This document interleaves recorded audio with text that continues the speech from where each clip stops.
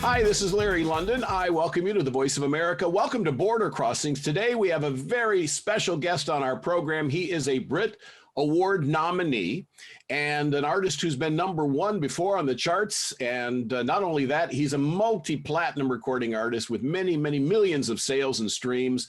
And he's got a brand new single out, which is called Biblical. We would like to welcome to our show Calum Scott, who joins us today on Border Crossings. Welcome to the show, Calum. Yeah, I am incredibly jealous of your voice, Larry. You have such a smooth voice for it's just, I could just sit and listen to that all day. Oh, well, thank you. You're so kind to say that. And I can say the same to you. I love your music. Now we're into the end of summer and the album is coming out soon. That's the date I keep getting, is soon. What's the thought? That's as specific as we're allowed to say. Specific. It means I don't get into any trouble, but yeah, soon. But the single Biblical has just been so amazing. Just to watch the reactions of that happen, since we released it, and seeing the videos emerge of people dancing to it as their first dance song at their wedding or proposing to people. It's so beautiful, Larry. It really is. So come on and give me tonight and the rest of your life. I wanna have it all with you. I wanna have it all with you. And when you open your eyes, I'll be there by your side. I wanna have it all with you. I wanna have it all with you. 'Cause your love is biblical. Yes, and so the obvious question, and I'm sure you get asked this all the time, is this song, what's the connection to religion? What's the connection to biblical?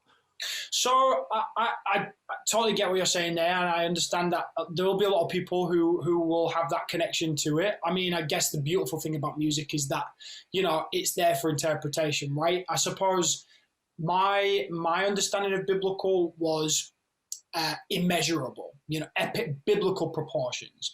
So when we were writing this song, which was in the lockdown, it was like, how do you write a song about love when love itself is immeasurable? It's between everyone and everything. It transcends across, everything. And in itself is unquantifiable. I would never be able to say, oh, well, I love you this much, because it's like, you love them the world over. And I think, that's what we wanted to write about, wanted to sort of immortalize that. And because it happened in the lockdown, it was one of the cruelest things that the pandemic brought, was that separation from those loved ones, and not being able to visit, not being able to spend time or contact with those people. And so I think that for us was what really sort of elevated the performance and the lyric. And it's to be still in the same sort of position, and some countries are finding it's still quite difficult. It still seems so relevant right now to have a song like that. And you recorded the new music in the Abbey Road studios? I did, partly. I got to record in Abbey Road Studios when the restrictions had lifted enough for us to be able to travel. I got to go to Abbey Road Studios, got to walk down the same corridors as the Beatles and all that kind of stuff. And there's definitely, when you're stood at the microphone, you definitely feel eyes on you. I don't know what it is, that people are definitely staring at you going, you better do a good job. This is the time you've got to pull up your trousers and do a good job. So I had to strap in, but I think I just sang it with so much conviction because I believed it. This song really speaks to me. The lyric of being like, give me tonight and the rest of your life, I want to have it all with you. I mean, it's just, if somebody said that to me, Larry, it'd be a hot mess on the floor. It's exactly what you want to hear from somebody. And I think that's what really sort of, I think we imbued the song with that emotion. So yeah, it's a real pleasure to have it out, and the music video out as well, and versions left, right, and center coming out on YouTube and on TikTok and all the platforms.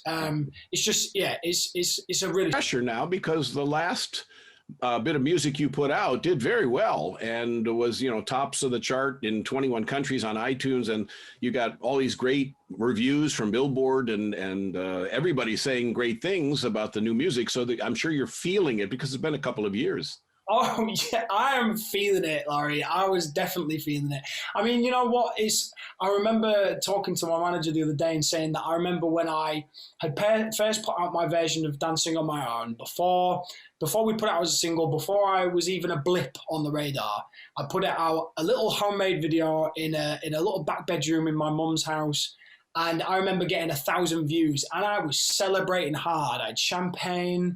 I was like cheering from the rooftops, and like so. It's hard to hear.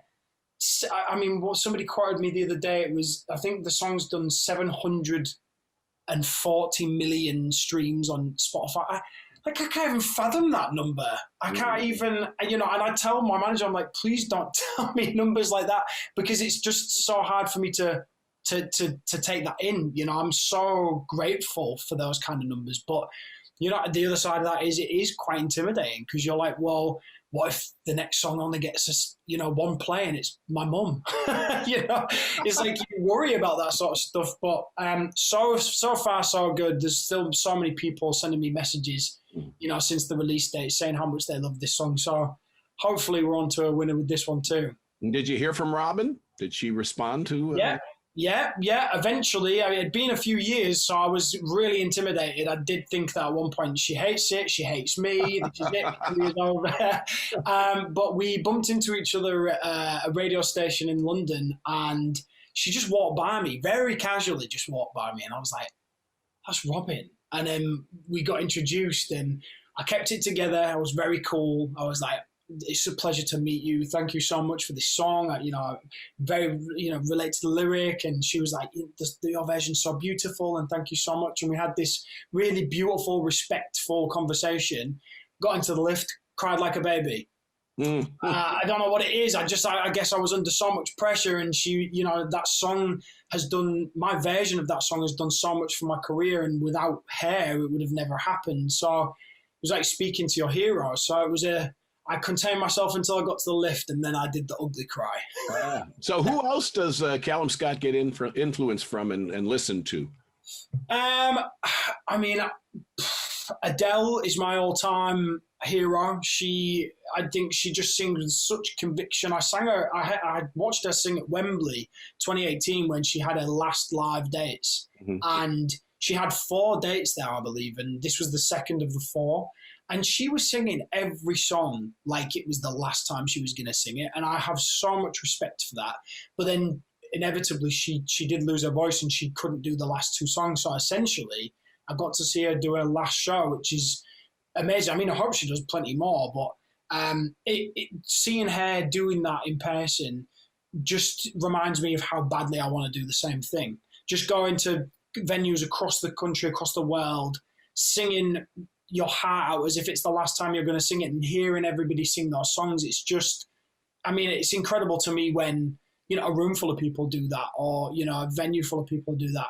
I always am so blown away by people's reactions to these songs. And, so definitely Adele. I mean, my music was heavily influenced by my mum. So I used to listen to her stuff in the car, whether it was going swimming lessons or to school or whatever it was. It would be Celine Dion, it would be Cher, it would be Michael Jackson, Prince, George Michael, Meatloaf we used to listen to, all a bit of an eclectic song choice, but all those huge voices, Larry, which is I guess why, it's the kind of path I stepped in, I suppose. Right. And so speaking of the path you stepped in, it wasn't always music. You were in human resources before, and how did you all of a sudden decide this was the career? There you are on television on Britain's Got Talent. How did you make that decision? You know what? I think it was one of those things where, and it's quite surreal, because I have moments like this all the time where I'll be on stage and I'll be performing the song, and then I'll have flashbacks to me sat at my human resources job, just responding to an email that Barbara had sent about somebody who's parking in the wrong place or whatever it was. And, I flash back to moments like that where I was sat at my computer dreaming of this kind of stuff. And then I come back and I'm back on stage, and it's very surreal. But yeah, used to work in a human resources job and was there for 8 years after school. In the meantime, I was sort of singing, but I was kind of impersonating my sister a little bit, sort of trying to to do what she did, which she was singing in front of crowds and wowing them, and I would be sat there so proud of her. And then I would try to emulate that in my room in the shower. And she overheard me, took it upon herself to put me in a competition. I stress that it wasn't me who decided that. I mean, I did try and escape out of the bathroom window on that night. But the second I stepped off stage in front of that, there was a pub full of about 10 people. But that reaction that I got was just the most life-affirming thing I've ever. It was just like, this is what I want to do for the rest of my life. And that's what I've been chasing since, you know. We applied for Britain's Got Talent. I mean, that's all on the internet for people to see. It's very emotional. And then since then, I've just been working my backside off, just working hard. We released Danced on My Own as a single, and it just been an absolute adventure, Larry, ever since, really. Scott, now what is the best advice you got on the show? And how could you apply it or use it, you know, to the benefit of the young people who are listening right now and watching right now that say, wow, I want to be like Calum Scott? I mean, what advice has really resonated for you? I mean, there were a lot of moments on that show where I, as a young lad, had seen Simon Cowell, for example, and the presenters that are on the show since I was young, and I'd watched those guys, you know, go through hundreds of thousands of potential, you know, music artists that they'd either cast aside or they'd created. You know, had the pleasure of duetting with Leona Lewis on one of my songs, You Are the Reason, and she came from the same sort of talent show with Simon. So I've seen those guys for, you know, growing up, and then to be in front of them and to be getting advice from them and that kind of stuff is just so overwhelming. There was a moment where Simon said to me that he had never heard somebody with the talent I'd got in all the years he'd been doing the show. And I was just like, he's not talking about me. Like, this is imposter syndrome at its absolute best. Like, this is the guy behind me or something. I don't know what's going on. There was a couple of moments I had with Simon, and he was always very, just do your best. You know what you're doing. You just believe in yourself. You know what you're doing. And I think that kind of trust and belief that he had in me, I sort of took that and really believed it myself. And I've always had a hard time believing in myself. I've always had like I said, with the imposter syndrome, then I've always been one of those, am I good enough? You know, am I going to get far? People going to listen to me? Even with this sophomore album, you know, I'm sat there writing it, some of it in lockdown, some of it 2019. And I'm thinking, are people gonna like this album? You know, are people going to listen to it? Am I going to be relevant? And it's very easy to get caught up in that trail of thought, because actually, you know, I had those thoughts about the first album, and some of those songs have resonated with people so hard that they want to use it as the first dance at a wedding song, you know, and that kind of stuff has made me believe in myself again and again and again. And, you know, I think you've got to do yourself a justice. You've got to believe in yourself and do things to your highest capability, and, you know, just, like I said, give it everything you've got. Work hard. And, I mean, so far, so good. Hopefully it continues. Yes. And of course, I'm sure the best part is still yet to come, because as we talked about before we went on the air, that you are very excited about the end of COVID, or at least the end of the restrictions or the relaxing of the restrictions. Concerts are starting again. So, Larry, I got the opportunity to tour with the Pentatonics in 2018, and I got to go to all parts of America. Not all of it, you know, it's a big country. I still found it hard to understand that you can be driving all night and still be in the same state. That was still bonkers to me. But yeah, so I got to tour all of America, and it was such an honor to be able to go around and sing to Americans all across the country, and to go out in front of a new audience each night in a different part of the country. It was so amazing. And I don't even feel that was extensive enough. So as soon as these restrictions are relaxed and I can get out to America, so many of my American fans have been saying, when are we going to get a Calum Scott tour in America? And that's something I've not done yet. I've toured in some venues, but I want to do like an exclusive, like going through top to bottom, left to right, and spend more time there. I'm signed out of LA, so I've not even been back to my label in almost 2 years now. So I'm definitely, my heart is aching to come back to America. Did I read correctly that the I know the new single is Biblical. Is the album also going to be called Biblical? Or have you decided a name? Yeah, no, it's not called Biblical. I can't possibly confirm what it's called, Larry, as much as I would love to tell you. But it's the collection of songs on this album, I feel, are probably my strongest work yet. The first album was definitely me finding my feet a little bit. This second album was me sort of stepping into my role, really. Seeing how some of the music had related on the first album. I just thought, I've got a responsibility to my fans to step up and to continue writing music that means so much to them. So this second album is a lot more confident and a lot more mature, and I found my feet a little bit, I think, and it feels good to sit there and say that for sure. So won't you give me tonight and the rest of your life? I wanna have it all with you. I wanna have it all with you. And when you open your eyes, I'll be there by your side. I wanna have it all with you. I wanna have it all with you. I wanna have it all. I wanna have it all. I wanna have it all. I wanna have it. I wanna have it all. You had fun in the new song, in the video for the new song. I mean, you enjoyed it. I did. How much creativity did you get to put into the production of the video? Well, I visioned the video in space. I mean, I know it's incredibly difficult to film in space unless you're an astronaut. So it was kind of the practicalities of that was diminishing a little bit. But when we got together with Franklin and Marchetta, the amazing production duo and the directors on the music video, they were like, we see this underwater. And I was like, well, that's funny you should say that, because it was like the weightlessness I was imagining, and the infinite amount of space. You almost have that in water as well. So it was a perfect transition for me to work under that.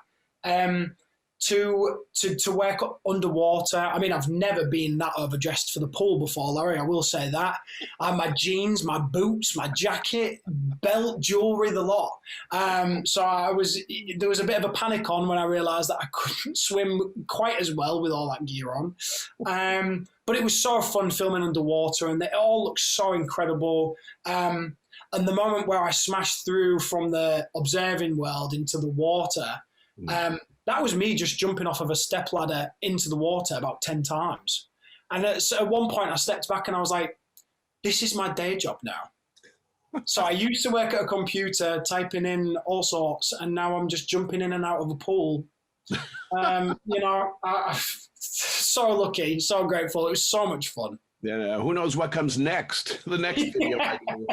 Did you play drums growing up? Is that what I did? Yeah, I did. I was a drummer back in school. I mean, it's the cool instrument, right? You just get to beat the hell out of these drums and these cymbals. So it was like the cool thing for me to do. But after that, I was in a tribute band as well. I was in a tribute band to Maroon 5. Oh. And there were 4 of us, Larry. So what do you reckon we called ourselves? What? Maroon 4. Maroon 4.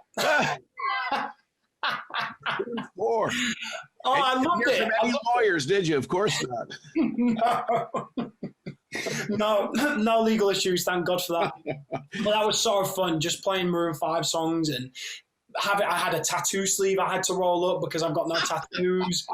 Oh, it was insane. You went all in. Wow. But do you know what? As soon as they sang that, that Sugar song that they go really high, I was like, I'm out, guys. I can't. That's it. Because your voice is a very bluesy sounding voice. He has an incredible range. I was just like, Adam can take it from here. So speaking of names, what 3 names are the top contenders for the album? Can you share that at least? You don't tell me which album name you're picking, but what are you throwing around out there in your head? Oh, for my favorite 3 albums? No, for this new album that's coming out from Calum Scott. What? I don't know. What? You have no ideas? Come on. Creative songwriter. You got to have something. Well, who I want to collaborate with? No, the album name. Oh, I can't tell you that. I will be in so much trouble. Choices. What choice? No, you can't even say what choices you have. Ooh, I don't know. They've got equal eyes everywhere. So City Hall is texting, don't go there, don't go there. Yeah, of course. Yeah, they're sending me my unemployment form as we speak. Yeah, right. UB40, right? Isn't that what it is? A UB40 in the UK. Yes. So if people want to catch Calum Scott on the road, they want to see you perform, where can they get the tour dates and all the information that is Calum Scott? Oh, Larry, the second that tour dates appear in my diary will be I'll be the happiest guy on the planet. All of my tour dates will be on my website, which is just calumscott.com. One L in the Calum. My grandma stipulated that when I was born. She said to my mum, Calum with one L. Mm-hmm. So it's Calum with one L, Scott.com. And that's where you can find all my tour dates. I mean, I'm praying. I've got my vaccine. I'm waiting for my second one. I'm praying that we can get on the road very, very soon. The second they come available, it'll be all on there. Okay. So yeah, I'm just looking forward to getting back out and seeing people's faces, Larry. You know, performing on Zoom is cool, but there's nothing quite like performing to a real crowd. No, of course. But I always say being on the internet, it has its advantages because you can reach a very large audience as opposed to what's just in the venue. And speaking of venues, you touched earlier on big audiences. Is Wembley like a goal? Is that the ultimate goal, Wembley? Oh, yeah. I mean, Wembley, when we watched Adele there, she had 80 or 90,000 people there. Yeah. I mean, that's a crazy number. I once, actually, 2016, I got to perform at the Maracana Stadium in Rio de Janeiro. I helped close the Paralympic ceremony there. And that was ridiculous as well. I mean, stadiums are... I need to make sure I had a little word with myself side of stage before I went on. They're very intimidating, but I would love to do stadiums like that. I mean, the Pentatonics tour we went on, where they were doing the big, the outdoor kind of amphitheater kind of vibes, and I thought those were so cool because they just stretch out and go from you can't see people. It's that big. Right. Said I'm in the corner, watching you kiss her. Oh no, and I'm right over here. Why can't you? Got to be a different vibe when you're playing for 1,000 people versus 80,000 people. You know, you can connect more with a smaller crowd. I guess so, yeah. I mean, I definitely, in terms of how much it means, whether I was performing in front of 5 people, 5,000, 50,000, I will always take it as seriously. But yeah, for sure, when you've got a smaller audience and you can see the lights in people's eyes, it's so personal because it feels like you're sharing that story with them, and it feels like, I want people to feel like I'm singing to just them, Right. I would even try and do that if it was 50,000 people. I'd be wanting to try and connect to the people at the back, And that's favorite places you like to go to play and perform, or do you have a goal of where you haven't been that you want to go to perform? Oh man, I mean, there's been so many. I remember when I went to LA and performed in the Troubadour, I believe it's called. That was very cool. Especially after seeing it on Rocket Man, I was like, I've performed there. That's very cool. But yeah, I mean, I've performed, like I said, right across America, and there were so many amazing venues. I mean, do you know what? If you put me on an upside down apple cart in the middle of the street and there was an audience there, that would be enough for me. I just, the idea of playing live and to people who are taking it in. I suppose one thing with my music is that it's very kind of heart on your sleeve, very vulnerable, but confident and very passionate and emotional. I think people can relate to that, right, Larry? I think people, especially with biblical, the reason why that for me is such a poignant song is because I think that's one thing that this pandemic, had robbed from people, was that connection with people, and to talk about love, and to people more than ever know how it feels to be with their loved ones now, right? So I feel like, that translates all the way through my music and all the way through my performances, and, you put me anywhere and sing, and I'm a happy guy. Well, I hope we can put you in Washington in the VOA studios the next time you're through the area, through the United States. When the album's out, I'd love to have you back so we can talk more in depth about the album. We'll have a title of the album by that time. Yes, I won't get slapped with an unemployment sticker. That's it. No unemployment benefit forms. But thank you, Calum Scott, for joining us. Thank you, Laurie. It's a pleasure to meet you and talk to you. Congratulations on all the success and on the success of the new single, which is biblical, and it's available now. So thank you very much, Calum Scott. Thank you, Larry. Thank you to all of your viewers. I really, really appreciate the time and can't wait to be back. Thank you. Calum Scott, our guest. Biblical is the name of the new song. My name is Larry London. You're watching The Voice of America, VOA TV. Thanks for tuning in.